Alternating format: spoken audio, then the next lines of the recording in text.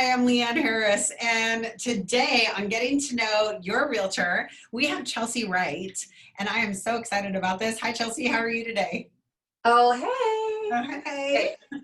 I warned Chelsea before we started the episode today that she had to be herself. And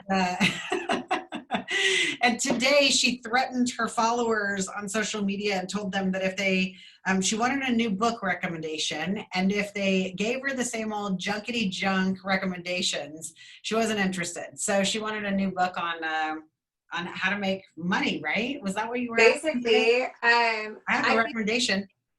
the books you get recommended on building wealth are so generic. It's like, well, first, let me tell you, you got to have a money mindset. Get your mind right. And I'm like, okay, well, last time I checked, there was no spiritual guide to index funds. So I'm all about mindset here. I'm for it. Believe in manifestation. Love the affirmations. But if I'm asking you for some financial insight, take your woo-woo, set it aside, save it for another conversation. You know? Exactly. No, I totally get this. I'm like, but I don't, well, I remember when I first started doing investments and I started, like trading stock trades, and you and I talked about how to do, 401k investments. We were talking about Roth IRAs today and stuff like that. I was like, but how? Like, I literally didn't understand either. And so I so appreciate that you said that. My book would be stupid then because it was about mindset. Actually, the advice that I got from this book kind of reminds me of my dad. And my dad's a Vietnam vet, but his job was always like, you got to have two jobs. You got to have two jobs. And so that's kind of what I did, is I had two jobs and I just saved all the money from the second job. And then I've kind of figured out how to go and do investments, but a lot like you. But we'll talk offline on that. I want to know, for your clients, what are your highs and lows in real estate? Ooh. I've had a wild career. I don't think that there is any other realtor, dare I say, on the earth who has done what I've done. Because I started out, I will never forget this, I was fully licensed. Okay, went, passed the test, was like, oh my gosh, I'm going to join this team. It's going to be great. I'm going to be an agent. And they were like, first you got to make some phone calls. And I was a telemarketer for 3 months. I know it's a dirty word. I was a telemarketer. I think it's awesome. I mean, yeah. And basically what I learned is that telemarketing, if you're doing it right, and if you're coming from a place of care, it is more listening than it is a sales pitch. Yeah. It's picking up on cues, and it is studying yourself to the extent in which you learn how to best communicate with a broader audience. Yeah. Because, I mean, if you follow me on Instagram, you know that I'm not for the faint of heart. I swear quite a lot. I have favorite part about you. Opinions. Yeah, like, if you follow, and that's great. But if it's not your cup of tea, that's also fine. And so I think that doing that work really taught me how to communicate with people in a more professional setting, but also be heard. And so that was really cool. And then my first year I did 28 deals. Yeah. And I'm a nerd. So I created my own systems, my own tech, and my own back software to do all the things. Yeah. And then I became the director of operations for a really large expansion team.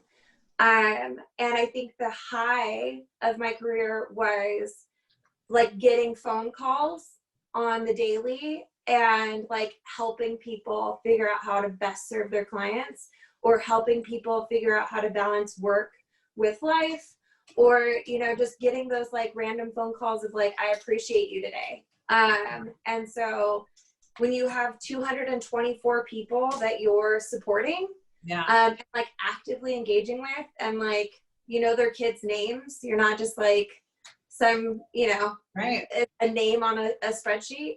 That was probably one of the most favorite parts of my job. Yeah. And now that I'm solo and I've created my own little company, I have the time to give that kind of attention and love and care to my clients. And so like last night, I think it was like 9:30, I got a text from a client of mine that I sold a house to 5 years ago.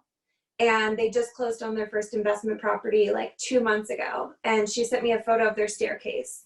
And she had like hand painted and like finished up their staircase, and it looks beautiful. And like those little moments, those are the lows. Okay. All Lows. I think that for me personally, I learned very quickly that I don't do well with being paid a paycheck. I am not a paycheck person. I don't like it when somebody else can control my money. Yeah. I don't like asking for raises. Yeah. And so I had a role that was salaried, and it felt like, you know, I didn't have the type of control that I normally have as an entrepreneur. When I was 18, I was looking for a job, and I was like, no, I don't like working for other people already. And I started a dog walking company. That's like you're a freaking rebel. Hey, why don't we talk about what the name of your other company is called? Renegade. Renegade. She also has another company, but we're going to talk about that. Yeah, so many people are like, that's a terrible name. You don't want your TCs to break the rules. And I was like, why not? Like, that's what I said. I was worried about the marketing for you in the beginning, because we are good friends. And what a lot of people don't know is that even though you're one of my realtors inside Keller Williams, I have great friendships outside. And it just so happens that everybody that I'm friends with is also a realtor. But anyway. Right. But what's funny is that I remember you coming to me about that and sharing with me. And I was like, oh, you know, do you want to attract, like, it's a complicated process that's as dry as tax code I've kind of joked about with our contracts in real estate, or as important as something that you could end up in court with. And I was like, Renegade could seem like blah, blah, blah, and shouldn't it be a little bit more vanilla? And you're like, hell no, this is who I am. And I was like, oh my gosh, it is you. And then to go on and find out that Renegade this year did 72 transactions was like, well, heck yes, girl, you knew what you were talking about. And what I love about you is that you'll reach out, like we talk about stuff, but you are very confident in who you are and how you serve your clients. And I think that the difference is that somebody else could have named that, but if they didn't have the security and the self-awareness and self-assurance of their own self, I don't know that it would have succeeded the way that yours did. And I really love that about you, because I feel like you do pioneer that way. And for those of the viewers and listeners that are not following you on social media, I think that you are an amazing person to follow. You're inspirational, but you're very self-confident. And that's important for us to borrow from on some days when we are not as self-confident. Totally. Renegade, sorry, I got off track. So Renegade, you also have Renegade. Okay, let's go back to you. Huh? Let's go back to you and your story. Okay. I think, well, I was going to just let you roll, because I think you're talking about lows, and I was like, no, we don't need to. Yeah. Speaking of social media, I do share when I have like mud on my face.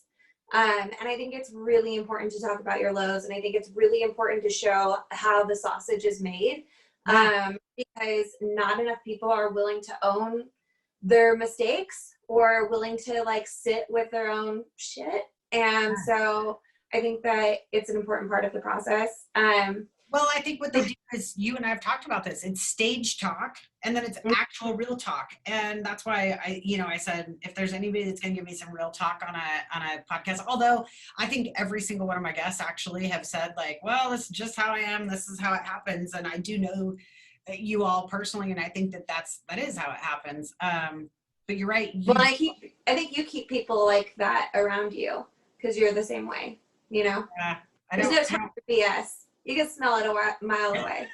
Well, I just am who I am. I'm not afraid. And neither are you, which I love. But I will say this, that we were talking about, the lows and being transparent with it. And I think the way you really shifted is that you say like, oh, by the way, here's a learning lesson. You don't look at it like a bunch of crap and like, oh, this is terrible and I made this mistake. You're like, oh my gosh, listen to this learning lesson. And I love that part. People need to know that failure is part of success. Yeah.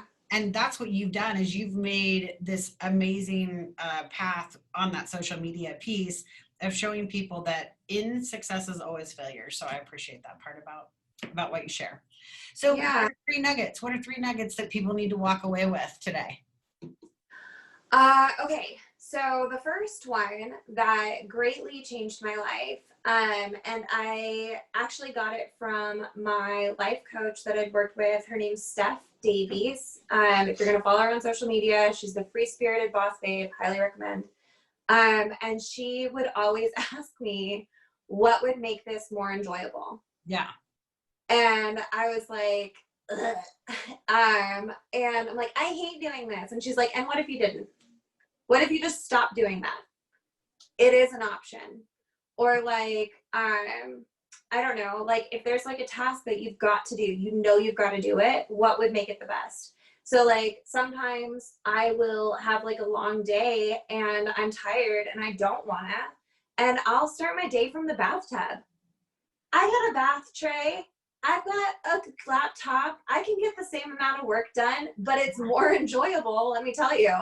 So I think that just like really honing in on where those moments could be made juicier, could be made more savory, could be made more, I don't know, you could have more joy with it or fun. Yeah. Like that's where my focus has been for this last year is like, how do I make lead gen fun? Right? Like, yeah, we're going to use the word savory though in the title of this podcast. Yeah. I haven't had somebody use the word savory. Is your work savory or like savory? So good. Okay. Part 2. What else? What other nuggets? For me, I was always the person who was like grit, hustle, hustle, hustle. I'll sleep when I'm dead. And it damn near killed me. And I think that the more that once I had that epiphany, once I opened my eyes to it, I started to notice that a lot of the other CEOs and people that I followed also had a similar experience. And while they're still maybe preaching hustle, hustle, hustle, grit, their lifestyle doesn't match what they're preaching. And so I had this moment of like, okay, we're done with that. Like, it didn't serve me. I need to figure out my new path. I'm going to be alone for a while, hear my own voice. And I realized that there's a lot of power to going with the flow and paying attention to what parts of the day are you at your best? What parts of the day are you at your worst? And then also, with that said, I think that it's really important to carve your own path. It's 2020.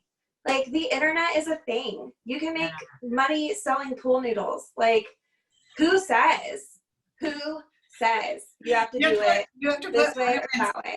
You have to put ornaments on the pool noodles though, because I saw that on TikTok.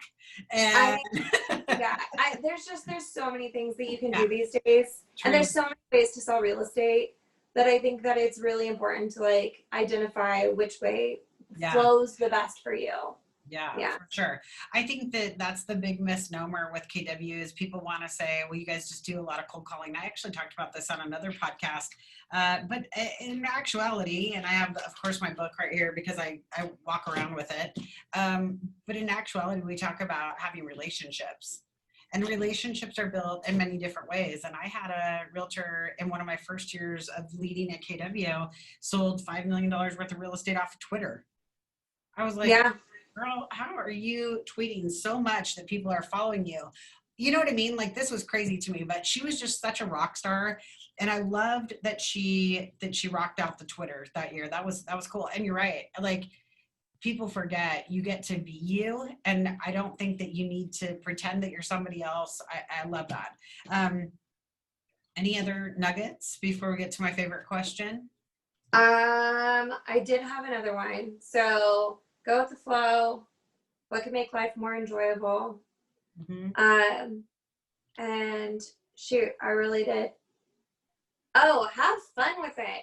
For the love of God, have fun. Like, this year has taught us that you can be an expert with a screaming baby behind you. Yeah.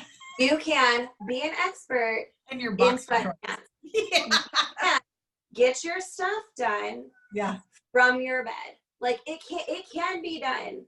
And so I think that it's really, really important to identify what was the best part of 2020, what you really enjoyed about it, like what did work from home do for you, what were your relationships like, and carry that into the next year when we find some sort of normalcy. Hate the word, but normalcy. And so yeah, that's my other tidbit is like, you can be an expert in sweatpants. You do not have to wear a suit to show $1 million home.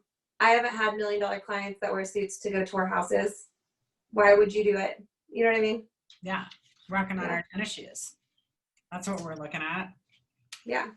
I look like I'm homeless some days, so I'm going to I wear my comfy to talk to on Zoom. It's fine. We were laughing today because I have 17 of these sweaters, and people don't know. I have 15 pairs of these jeans and 17 sweaters, and I'm not kidding. And it's just a uniform for me now. And I think the reason why I do that is because literally, like, I don't want to, I've never cared about the fashion part of things. I think I did it because I felt like I needed to, but this is what I love. And if I can wear a pair of tennis shoes, my black jeans, my black sweater, I'm cool. And so I know what you're saying. It's like, do you, and don't worry about it. You don't have to wear a suit. This is this HGTV kind of feeling that you're supposed to look like this. And I don't know that that's really what happens out there. And so, yeah, I love Well, I think consumers are waking up to it too. I think that there's something easy about dressing up. Yeah. I think that people are waking up to the fact that your nice car that you leased without any home sales does not mean that you are successful in business. I think that people are waking up to the fact that you've got to do your work. You got to study. And if you've done your work, you can wear your sweatpants. That's right. Yeah. You are allowed to because now you have business. Okay. So the question, if you were to write a book, what would it be about? Okay. So I actually have 2 book ideas. Okay. And it's funny because I worked for a guy who wrote his own thoughts down often, and then he'd turn them into quotes. And I loved this about him. It's a thing that I now do because I was like, that was smart. He is right. That was a very smart thing to say. So whenever I have a really smart, clever idea, I write it down in my notes and I go, Chelsea Wright. Yeah. And the book idea that I had first is called Daddy Issues. And I think it stemmed from reading the book Radical Candor, which is one of my favorites if you haven't read it. And it's about how women, I think, are taught that daddy issues manifest in a romantic relationship or in the form of like a regrettable tattoo or, you know, short skirts in high school. But I, through my own experience, have noticed that it can show up in the workplace. And I think that it's really important for women to be able to identify when they're giving authority to men or when they're seeking, you know, some sort of affirmation or placing their value in another human's hands, and how to like work on themselves and how to solve that and how to heal themselves and how to navigate life with daddy issues. And so that's a book that I've started. And then the second book that I would write is You're Not My Boss. With like a 2-year-old on the front, like, you're not the boss of me. You're not the boss of me. I noticed, so when I went out on my own, I took a month off, and I had always wanted to journal. And I say wanted because I never did. Like I never picked a pen up, wouldn't do it. And so I was like, I'm gonna do this. And I would write down my gratitudes. And then what I did is I choose a thought-provoking question for each year. And so last year it was all about taking the authority back and giving myself permission to do things. I think that a lot of times we're waiting for permission from somebody else to wear sweatpants or, to make that ugly phone call or to whatever it is. I think that we wait for permission. We wait for permission from our spouses, friends, bosses, whatever. And so every day I would write, I am proud I, because I wanted to take back that authority and take back, who measures my value and who says they're proud of me. And what ultimately matters is if I'm proud of me. Yeah. And so, so I would write a book about how to take back your own authority and how to be proud of yourself. I just got done reading a book called Cassandra Speaks, and it's about women rewriting the stories that have been written about women. And it's a really, really, really good book. But I think that it is okay to be selfish. I think that it is okay to change up the way that we work in the workplace, and to understand that that's just a long history of the way that history has been written about women and how we just need to change that piece of it. So I love both of those things. That's awesome. I do think that we also get into a place where we're not sure and we don't have a voice anymore. This book actually talked about Pandora's box and how that was written, and how we actually should feel very secure in the conversation or in the decisions that we make. Even if we do open Pandora's box, we actually aren't ruining the world. We are actually making a decision that we believe is the right decision for this, and this is why we needed to open it. And so feel just kind of owning your decisions. So I love both those book ideas. That's fantastic. Really good. Yeah. Anything you want to leave us with? No, I mean, this was so much fun. Thank you so much for having me. I appreciate it. I love being in business with you. Thank you, Miss Chelsea.